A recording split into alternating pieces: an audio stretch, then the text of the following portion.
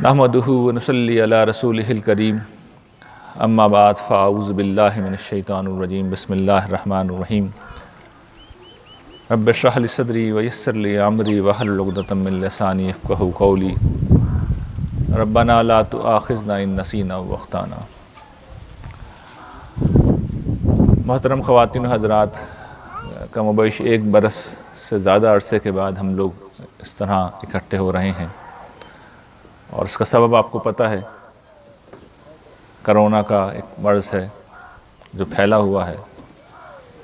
اس وقت اگر آپ ارد گرد دیکھیں تو درختوں سے ایک نوعیت کی پت جھڑ ہو رہی ہے، یہ پتے سب جگہ بکھرے ہوئے ہیں یہاں پر۔ تو کرونا کے اس مرض نے انسانوں کی پت جھڑ کا بھی ایک موسم ہے جو برپا کر دیا ہے، اور میں چونکہ تاریخ کا اتنا طالب علم بھی ہوں تو میں آپ کو یہ بتا سکتا ہوں کہ ہم اس اعتبار سے یونیک ہیں کہ ہم یہ موسم دیکھ رہے ہیں، اس لیے کہ یہ انسانی پت جھڑ کا جو موسم ہے، یعنی اتنی بڑی تعداد میں لوگ مریں، یہ صدیوں بعد آتا ہے، یا کم سے کم نسلوں بعد تو ضرور آتا ہے۔ اور جو لوگ مر رہے ہیں، جن کا انتقال ہو رہا ہے، جو لوگ رخصت ہو رہے ہیں، ان کی تعداد بہت زیادہ ہے۔ اپنے جاننے والوں تک ہی معاملہ نہیں رہا، اپنے گھر میں اب ہم یہ صورتحال دیکھتے ہیں۔ میری والدہ کا انتقال ہوا، اگرچہ وہ کرونا سے نہیں ہوا، لیکن لوگ بہرحال مر رہے ہیں۔ میرے جوان بھانجے کا حادثے میں انتقال ہوا، میرے بہنوئی کا انتقال ہوا، میرے کزن کا انتقال ہوا، کل پرسوں میرے والد صاحب کے بہت قریبی دوست تھے، ان کا انتقال ہوا۔ اور ظاہر ہے کہ یہ ایک ایسا معاملہ ہے کہ جو انسان کو سوچنے پر مجبور کر دیتا ہے، یعنی یہ چیز انسان کو سوچنے پر مجبور کر دیتی ہے کہ وہ زندگی کے بارے میں سوچے، اس کی حقیقت کے بارے میں سوچے۔ تو آج میں کوئی تقریر نہیں کر رہا، میں آپ لوگوں کے ساتھ سمجھیے کہ کچھ خود کلامی کر رہا ہوں، بلند آواز سے خود کلامی کر رہا ہوں، آپ لوگوں کو بھی دعوت فکر دے رہا ہوں، اور آپ لوگوں کے توسط سے جو لوگ یوٹیوب پہ سنیں گے ان کو بھی دعوت فکر دے رہا ہوں، سوچنے پر آمادہ کر رہا ہوں۔ دیکھیے، یہ زندگی کیا ہے، اس کی کیا حقیقت ہے۔ یہ درخت ہمارے سامنے ہے، ایک پتا، ایک کوپل نمودار ہوتی ہے، اور پھر وہ اپنی زندگی کے مختلف مرحلے سے گزرتی ہے، اور پھر ایک روز جھڑ جاتی ہے، مٹی ہو جاتی ہے۔ درخت کو کیا فرق پڑتا ہے؟ درخت ویسا ہی ہے۔ میری اور آپ کی زندگی کی تمثیل اس سے کیا مختلف ہے؟ ہم ہیں، کل ہم نہیں ہوں گے، انہی پتوں کی طرح جھڑ جائیں گے۔ What difference will it make؟ زندگی کا یہ شجر ایسے ہی برگ و بار لاتا رہے گا، میرے نہ ہونے سے، آپ کے نہ ہونے سے کیا فرق پڑ جائے گا؟ ہم ہیں تو کیا فرق پڑ رہا ہے، ہم نہیں ہیں تو کیا فرق پڑے گا؟ ہماری کوئی حیثیت نہیں ہے۔ قرآن مجید نے پوری قوم کی تباہی کے بعد جو پیغمبروں کی زبانی تبصرہ کیا ہے کہ وہ بستیاں باقی رہ گئیں اور وہ ایسے ہو گئے کأن لم یغنوا فیہا، وہ کبھی تھے ہی نہیں، بسے ہی نہیں تھے۔ ہمارے گھروں میں ہم دیکھتے ہیں جن لوگوں کا انتقال ہوا، ان کے کمرے باقی ہیں، ان کی یادیں باقی ہیں، لیکن وہ کہاں ہیں؟ کأن لم یغنوا فیہا، گویا کبھی تھے ہی نہیں۔ یہ کوئی دوسروں کا معاملہ ہوتا تو چلیے آدمی افسوس کر لے، آدمی رو لے، آدمی کے اوپر ایک اثر ہو جاتا ہے، لیکن یہ میری کہانی ہے، یہ آپ کی کہانی ہے، یہ ہم میں سے ہر شخص کا آخری انجام ہے۔ یہ جس طرح ہم یہاں آئے ہوئے ہیں، ایک اچھی جگہ آئے ہوئے ہیں، کچھ اچھا وقت گزار رہے ہیں، اس کے بعد چلے جائیں گے، اور پھر کوئی آ کے دیکھا گا، ہمیں تلاش کرے گا، تو بس کأن لم یغنوا فیہا، گویا کبھی آیا ہی نہیں تھا۔ تو یہ سنجیدہ سوال ہے جو ہمیں اپنے آپ سے کرنا چاہیے، ہمیں سوچنا چاہیے کہ اس دنیا میں ہمیں کیوں بھیجا گیا ہے۔ ہم اس اعتبار سے بڑے خوش نصیب ہیں، بہت زیادہ خوش نصیب ہیں کہ کسی اور نے نہیں، عالم کے پروردگار نے ہماری رہنمائی کی ہے۔ اس نے اپنے کلام کو اتارا اپنے آخری نبی کے اوپر اور اسے تا قیامت محفوظ کر دیا۔ اب گویا کہ خدا ہے جو ہم سے بات کر رہا ہے، وہ یہ بتاتا ہے کہ یہ وسیع و عریض کائنات میں نے تمہارے لیے ہی بنائی ہے، یہ تمہیں بادشاہی میں دوں گا۔ قرآن کہتا ہے نا اعدت للمتقین، یہ 7 آسمان، یہ کائنات، یہ ستارے، یہ سیارے، یہ سب کچھ اللہ تعالیٰ نے اپنے نیک بندوں کے لیے تیار کیے ہیں، متقی بندوں کے لیے تیار کیے ہیں۔ اور یہ بتاتا ہے قرآن مجید کہ اس بادشاہی کو حاصل کرنے کا طریقہ کیا ہے۔ وہ یہ بتاتا ہے کہ دیکھو تمہارا رب جس نے پوری کائنات بنائی، جو بہت طاقتور ہے، اور یہ کائنات اس بات کی گواہی دیتی ہے کہ اس کائنات کا بنانے والا کوئی عام ہستی ہو نہیں سکتا۔ یہ کائنات اپنی ربوبیت میں، اپنی حکمت میں، اپنے نظم میں، اپنی ترتیب میں، اپنی قدرت میں، اپنی صنائی میں، اپنی کاریگری میں، اپنے جلووں میں، اپنے کمالات میں جس طرح کے خالق کا تعارف کراتی ہے، وہ بڑا غیر معمولی خالق ہے، بہت عظیم، بہت طاقتور۔ اور قرآن یہ بتاتا ہے کہ وہ اتنا عظیم ہے، اتنا بے مثال ہے کہ اس پوری کائنات میں یہ آپشن کسی کے پاس نہیں ہے کہ وہ اللہ پروردگار کو نو کہہ سکے، طوعاً اور کرہا، خوشی خوشی یا مجبوری میں ہر کسی کو خدا کی بات ماننی ہوتی۔ جب اللہ تعالیٰ کچھ کہہ دیتے ہیں تو وہ اوبے ہوتا ہے، وہ فالو کیا جاتا ہے، اس حکم پر عمل کیا جاتا ہے۔ تو اللہ تعالیٰ نے جب یہ کہا کہ میں یہ بادشاہی کائنات کی کسی مخلوق کو دوں گا، تو انہوں نے پھر اس کی بنیادی شرط یہ لگائی اور ایک اسکیم گویا کہ آپ کہہ لیں کہ بنائی کہ میں ایک ایسی مخلوق پیدا کروں گا جس کو یہ موقع دیا جائے گا کہ وہ مجھ سے مکمل غیب میں ہو اور اس کے پاس مکمل اختیار ہو، یعنی دونوں چیزیں جمع ہیں، غیب بھی کامل ہو اور اختیار بھی کامل ہو۔ اس حال میں مخلوق پیدا ہوگی کہ خدا غیب میں ہے، اب اس کے بعد وہ خدا کا انکار کرنا ہے تو کرے، خدا کے ساتھ شریک کرنا ہے تو کرے، خدا کی نافرمانی کرنی ہے تو کرے، خدا کو گالیاں دینی ہے تو وہ بھی کام کرے، جو دل چاہے وہ کرے۔ اللہ تعالیٰ نے مداخلت نہیں کرنی، وہ کچھ نہیں کہیں گے۔ اس خاص پیریڈ میں جب تک مہلت ملی ہوئی ہے وہ کچھ نہیں کہیں گے۔ کیوں؟ انہوں نے اختیار دے رکھا ہے۔ اب اس مخلوق کو یہ طے کرنا ہے کہ اس نے اپنے اختیار کو کیسے استعمال کرنا ہے۔ تو اس کی بھی تمثیل قرآن مجید نے بتا دی گئی۔ ایک طرف جو کائنات کی سب سے افضل مخلوق ہے، جو سب سے طاقتور ہے، جو اللہ سے سب سے قریب ہے، فرشتے ہیں۔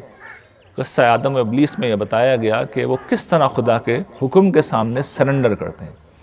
جب ان سے کہا گیا کہ ایک پستر مخلوق کے سامنے جھک جاؤ، جو واقعتاً کمتر تھی ان کے مقابلے میں، لیکن رب کا فیصلہ تھا، اس کا حکم تھا، تو سب سجدے میں گر گئے۔ سوال جو تھے وہ انہوں نے یقیناً کیے۔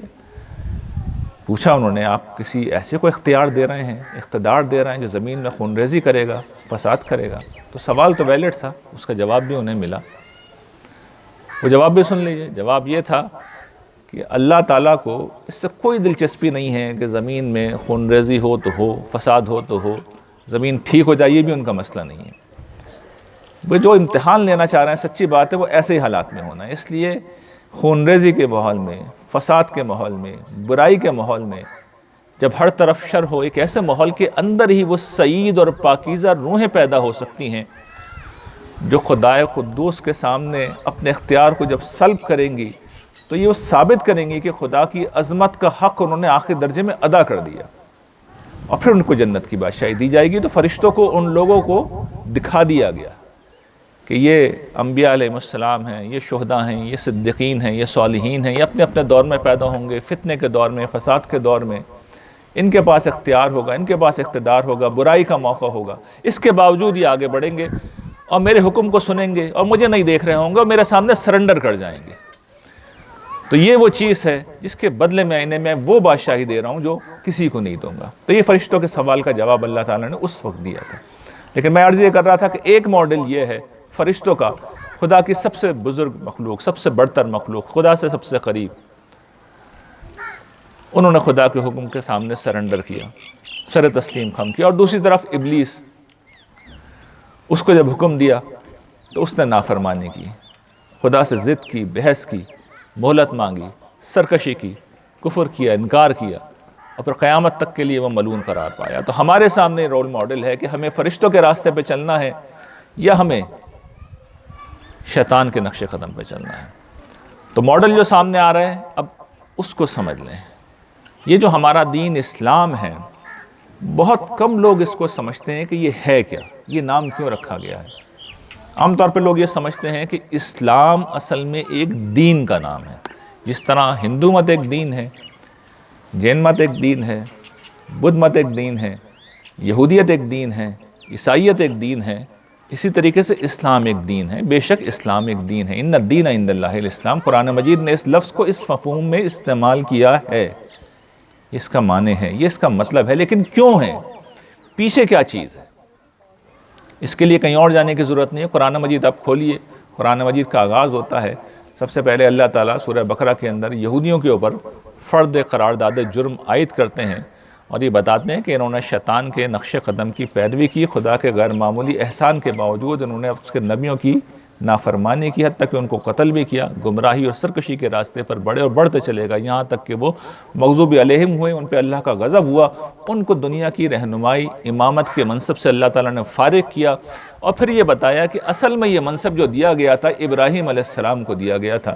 تو اس موقع پر جہاں پر یہ جو دوسری فصل ہے، سمجھیے کہ آیت نمبر 100 جو ہے، اس کے بعد سے یہ بحث جب شروع ہوتی ہے، تو وہاں اللہ تعالیٰ بار بار ایک لفظ کو استعمال کرتے ہیں۔ کبھی آپ غور کیجئے گا، وہاں اسلام کا لفظ بار بار آئے گا۔ سب سے پہلے وہ لفظ آتا ہے جب اللہ تعالیٰ یہود و نصارہ کی اس غلط فہمی کو دور کرتے ہیں کہ تم یہ کہتے ہو کہ یہودی ہو جاؤ تو جنت میں جاؤ گے، یہ نصرانی ہو جاؤ تو جنت میں جاؤ گے، تو اللہ تعالیٰ کہتے ہیں نہیں، اصل معیار کیا ہے، بلا من اسلم، اصل شرط کیا ہے، بلا من اسلم وجہہ وہو محسن، جو کوئی سرنڈر کرتا ہے، جو کوئی سر تسلیم خم کرتا ہے، اپنی ہستی کو خدا کے سامنے بچھا دیتا ہے، اپنے آپ کو اس کے حوالے کر دیتا ہے، اور وہ نیکوکار بھی ہے، اصل میں وہ جنت میں جائے گا۔ اور یہ لوگ کون تھے؟ آپ کہیں گے یہ مذاہب تھے، نہیں، یہ دین ابراہیمی کے اس وقت کے فرقے تھے۔ جس طرح ہمارا فرقہ ہے، شیعوں کا فرقہ ہے، سنیوں کا فرقہ ہے، اہل حدیث کا فرقہ ہے، دیوبندیوں کا فرقہ ہے، بریلویوں کا فرقہ ہے، یہ بھی فرقے تھے۔ تو اللہ تعالیٰ یہ کہتے ہیں یہ جو فرقے ہیں اس سے کچھ نہیں ہونے کا، یہ جو گروہ ہے اس سے کچھ نہیں ہونے کا، ایک کردار ہے جو مطلوب ہے، اور اس کردار کی بنیادی خصوصیت کیا ہے؟ بلا من اسلم وجہہ، وہ شخص جس نے اپنی ہستی کو، اپنی شخصیت کو خدا کے سامنے بچھا دیا۔ جس طرح قرآن کہتا ہے یہ سائے اللہ پروردگار عالم کے سامنے بچھ جاتے ہیں، اسے سجدہ کرتے ہیں، تمہیں بھی خدا کے حکم کے سامنے سرنڈر کرنا ہوگا، بچھ جانا ہوگا، جھک جانا ہوگا۔ پھر آگے وہ بڑھتے ہیں تو بتاتے ہیں کہ یہ تو ابراہیم علیہ السلام کا طریقہ تھا، جو اصل میں پوری مذہبی ٹریڈیشن کے، اس وقت کی مذہبی ٹریڈیشن کے اصل سمجھے کہ ماخذ ہیں۔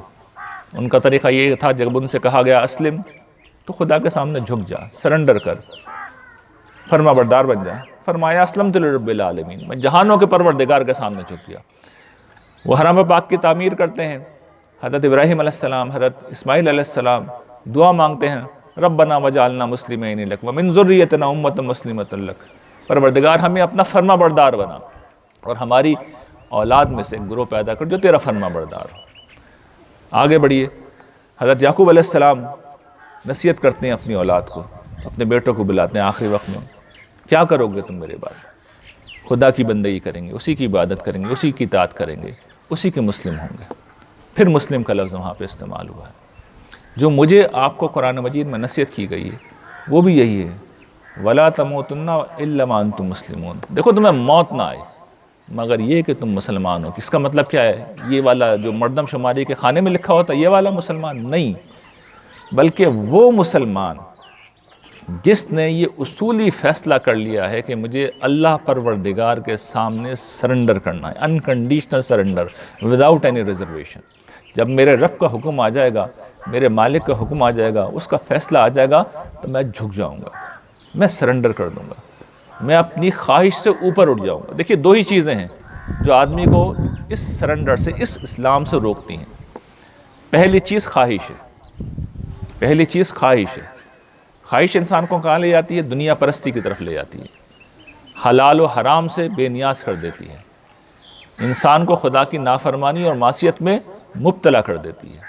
پہلی چیز خواہش ہے، اور دوسری چیز اس سے کہیں زیادہ خطرناک ہے، اس لیے کہ خواہش پرستوں کو تو توبہ کی توفیق نصیب ہو جاتی ہے، وہ کبھی نہ کبھی معافی مانگ لیتے ہیں، ان کا ضمیر انہیں ملامت کرتا ہے، انہیں ندامت ہو جاتی ہے، انہیں توجہ دلائی جائے تو توجہ ہو جاتی ہے، ویسے نہ تھی تو غم میں، دکھ میں، محرومی میں، الم میں انہیں خیال آ جاتا ہے کہ some thing wrong some where, مجھے اپنی اصلاح کرنی چاہیے، مجھے اپنے آپ کو بہتر بنانا چاہیے، میرے معاملات ٹھیک نہیں ہیں، ان کو ٹھیک کرنا چاہیے۔ یہ جو دوسرا مسئلہ ہے اس میں توفیق ہی نہیں ہوتی، اور یہ وہی مسئلہ تھا جو قرآن میں زیر بحث ہے۔ یہود و نصارہ کا مسئلہ کیا تھا؟ تعصب، گروہی عصبیت، فرقہ واریت۔ کیونکہ ہوتا کیا ہے، دیکھیے جب بھی نبی آتے ہیں وہ تو وہی دین حنیف دے کے جاتے ہیں، اس دین کے کچھ خاص ایمانیات ہوتے ہیں، اس کی اخلاقی اقدار ہوتی ہیں، اس کی کچھ چند چیزیں ہوتی ہیں شریعت کی۔ اس کے بعد لوگ ہر دور میں دو کام کرتے رہے، دین میں اضافے کرتے ہیں اور تبدیلی کرتے ہیں۔ تو تبدیلی کا راستہ تو رسول اللہ صلی اللہ علیہ وسلم کے ساتھ بند کر دیا گیا، آخری نبی کے ساتھ قرآن کو محفوظ کر کے، کتابیں محفوظ بنا کر یہ راستہ بند کر دیا گیا کہ اب کوئی دین کی تعلیم میں تبدیلی کرے گا۔ دوسرا راستہ کھلا ہوا ہے اضافوں کا، تو لوگ اضافے ہمیشہ کرتے رہے، اب بھی کرتے ہیں، اور ان کو پھر دین بناتے ہیں اور انہی کو نیکی و بدی کا معیار بنا دیتے ہیں، اور اس کو پھر فرقہ وارانہ عصبیت کا معیار بھی بنا دیتے ہیں۔ یعنی مسلمانوں کا کون سا ایسا فرقہ ہے جو توحید کو نہیں مانتا؟ کیا توحید وجہ اختلاف ہے، یا نبوت کا منکر ہے؟ کیا نبوت وجہ اختلاف ہے؟ کیا آخرت کا منکر ہے؟ کیا آخرت وجہ اختلاف ہے؟ نہیں، کچھ اضافے ہیں جو اپنی طرف سے کرتے ہیں۔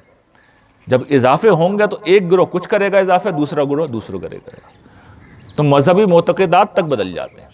لوگ اپنے اپنے عقائد کی فہرست مرتب کرتے ہیں۔ قرآن مجید نے تو 5 ایمانیات بیان کی ہیں، لیکن مسلمانوں کا کوئی گروہ اس وقت دنیا میں ایگزسٹ نہیں کرتا جس کے معتقدات 5 پہ جا کے ختم ہوتے ہیں۔ یہ میں آپ کو عرض کروں، آپ کہیں پہ بھی دیکھ لیجیے، 5 پہ ختم نہیں ہوتے، 5 سے آگے بڑھتے ہیں۔ اس کا ماخذ کچھ بھی ہو سکتا ہے، قرآن مجید نہیں ہوتا۔ تو قیامت کے دن جب اللہ تعالیٰ کے حضور پیش ہوں گے تو اللہ تعالیٰ تو بس بات یہاں سے شروع کریں گے، یہ میری کتاب تھی، کتاب میں محفوظ تھی، قرآن مجید تھا، میرا حکم تھا، میرا فیصلہ تھا، ایک دفعہ نہیں درجوں دفعہ دہرا کے بتایا تھا کہ میں کیا چاہ رہا ہوں۔ اعمال کی بات نہیں کر رہا، ایمانیات میں پکڑ لیں گے مسلمانوں کو۔ تمہاری ہمت کیسے ہوئی، تم نے اس میں اضافہ کیا؟ تمہاری جرت کیسے ہوئی؟ لوگ کیا کریں گے؟ اپنے عالم کو پیش کریں گے، اپنے مولوی کو پیش کریں گے، اپنے امام کو پیش کریں گے۔ کس کی جرت ہے کہ اللہ تعالیٰ کے سامنے کھڑا ہو، اور کس کی ہمت ہے کہ قرآن مجید کے مقابلے میں کسی چیز کو پیش کرے؟ یہ ایمانیات تک کے معاملے میں ہم نے کر رکھا ہے، تو باقی چیزیں تو چھوڑ دیجئے۔ لیکن بندہ مومن کون ہے؟ بندہ مسلم کون ہے؟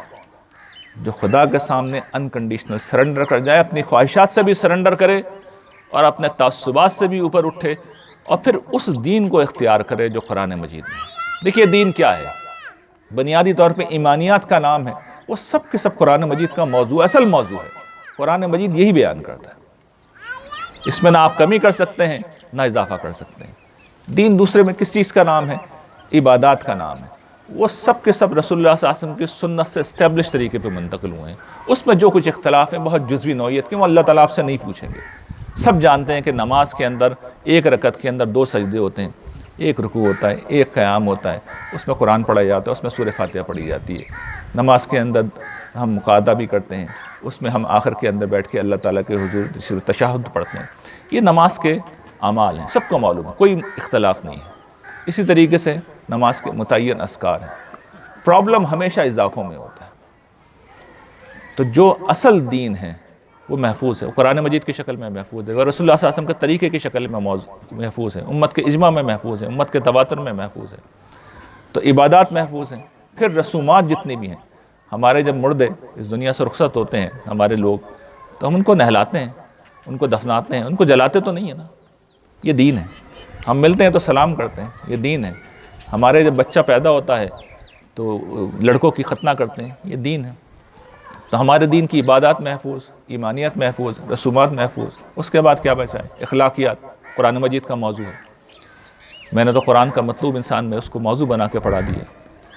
پھر اس کے بعد اگلا دین کا موضوع کہ اللہ تعالیٰ سے تعلق کی اساسات کیا ہیں۔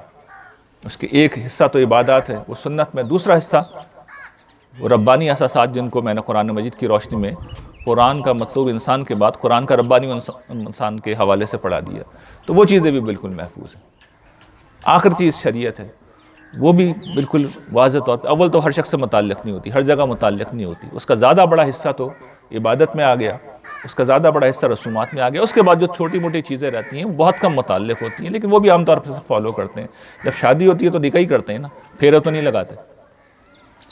کچھ اختلافات ہیں جیسے طلاق کے مسئلے میں، تو آپ پوچھ لیجئے 2 4 5 علماء سے، صحیح بات تک آپ پہنچ جائیں گے. غلطی بھی ہو گئی تو اللہ تعالیٰ نے اس پہ پکڑنا نہیں ہے، بلکہ حضور نے جس طرح ارشاد فرمایا کہ اس طرح کی اجتہادی خطا کے اوپر بھی 1 اجر تو ہوتا ہے. تو دین بالکل محفوظ ہے. آپ اپنے فرقہ وارانہ تعصبات سے اٹھ کے جب اصل دین کی تلاش کریں گے تو آپ کو کوئی مشکل نہیں ہوگی. لیکن اٹھتے نہیں ہیں لوگ. کیوں نہیں اٹھتے؟ اس لیے کہ خدا کے سامنے سرنڈر کرنے کا اصولی فیصلہ نہیں کیا. یہ اصل مسئلہ. سرنڈر کہاں کر رکھا ہے؟ اپنے فرقے کے سامنے، اپنے تعصبات کے سامنے. یہ اپنا خاص ذوق ہوتا ہے. کچھ لوگوں کا ذوق ہوتا ہے بڑا روحانی قسم کا ذوق. اب ان کا ایک خاص مزاج ہوتا ہے کہ دنیا سے کڑی آنا ہے، ذکر و اذکار کے اندر ڈوب جانا ہے، چلوں مراقبوں کے اندر ڈوب جانا ہے، تسبیحات کے اندر ڈوب جانا ہے، اور بڑی روحانیت وہ محسوس کرتے ہیں. خاص طرح کا حلیہ بنا لیتے ہیں لوگ، اس میں بڑی روحانیت محسوس کرتے ہیں. یہ ایک ذوق ہے، یہ دین نہیں ہے. دین جو ہے بالکل متعین ہے. اس کو میں پڑھا چکا ہوں، اس کی ایک چیز کو پڑھا چکا ہوں میں. کچھ لوگوں کا جو ذوق ہوتا ہے سیاسی ذوق ہوتا ہے. وہ کہتا ہے جی اصل دین کا مقصد یہ ہے کہ دنیا پہ آپ دین کو غالب کریں. اور کمال کی بات یہ اپنی ذات کے اوپر غالب نہیں کرتے. ان کی ذات ان کی توجہ سے محروم ہے. یہاں خدا کا حکم نہیں چل رہا ہوتا، نہ ان کا ایمان قرآن کے مطابق، نہ اخلاق قرآن کے مطابق. وہاں سب جگہ تعصبات ہیں، خواہشات ہیں، لیکن دنیا پہ دین غالب ہے. اخلاقیات میں جگہ جگہ اخلاقی اصولوں کی پامالی، اور دنیا پہ دین غالب کر رہے ہیں. میں نے ایک صاحب کو ایک دفعہ لکھا تھا کہ آپ دنیا میں عدل قائم کرنے کی جدوجہد کر رہے ہیں، آپ قلم ہاتھ میں اٹھا کے لکھتے وقت تو عدل کر نہیں رہے، آپ دنیا پہ کون سا عدل نافذ کریں گے؟ تو یہ حال ہے. کچھ لوگوں کا ذوق معاشی ہوتا ہے. وہ دین کی انٹرپریٹیشن یہی کرتے ہیں کہ ایک ایسا نظام قائم ہو جائے جس میں سماجی اونچ نیچ ختم ہو جائے، ایکول ڈسٹریبیوشن آف ویلتھ. تو دین کے یہی ورژن ہے جو ہمارے ہاں رائج ہے. یہی وہ پس منظر ہے جس میں قرآن مجید کہتا ہے کہ جو اعلیٰ ترین جنتی ہوں گے سلۃ من الاولین وقلیل من الاخرین، وہ پچھلے والوں میں سے بہت کم ہوں گے. اس لیے کہ اس آخری بلند ترین مقام کی بنیادی شرط یہی ہے کہ آدمی سرنڈر اور انکنڈیشنل سرنڈر کرنے کا اصولی، قطعی اور حتمی فیصلہ کر چکا. تو یہ درخواست ہے میری آپ سے کہ جب یہاں آپ آئے ہیں اور یہ بات آپ سن رہے ہیں اور بار بار آپ دیکھ رہے ہیں پت جھڑ ہمارے سامنے اس وقت ہو رہی ہے. ہم درختوں کے نیچے بیٹھ رہا ہوں، جب میں بول رہا ہوں تو چاروں طرف پتے گر رہے ہیں، جھڑ رہے ہیں. ایک روز میں اور اب بھی ایسے ہی جائیں گے، پتہ بھی نہیں چلے گا. زندگی کا یہ شجر ایسے رہے گا، کسی کو کوئی فرق نہیں پڑے گا، ہماری اولادوں کو بھی فرق نہیں پڑے گا. وہی زندگی ہوگی، وہی معاملات ہوں گے. تھوڑے عرصے روئیں گے دھوئیں گے، سب بھول کے اپنے کاموں میں لگ جائیں گے. اس کے بعد ہم ہوں گے، ہمارا پروردگار ہوگا. نہ عالم ہوگا، نہ فرقہ ہوگا، نہ گھر ہوگا، نہ بیوی ہوگی، نہ بچے ہوں گے، نہ خواہش ہوگی، نہ تعصب ہوگا. کچھ نہیں بچے گا، صرف خدا ہوگا سامنے اور اپنے اعمال ہوں گے. اعمال اگر اسلام کے اصول پہ کیے گئے ہیں تو فرشتے جنت کا فیصلہ سنا دیں گے، اور اگر اعمال شیطان کی پیروی میں ہوئے، خواہش کی پیروی میں، تعصب کی پیروی میں، تو پھر ہاتھ کچھ بھی نہیں آنا. وآخر دعوانا ان الحمد للہ رب العالمین.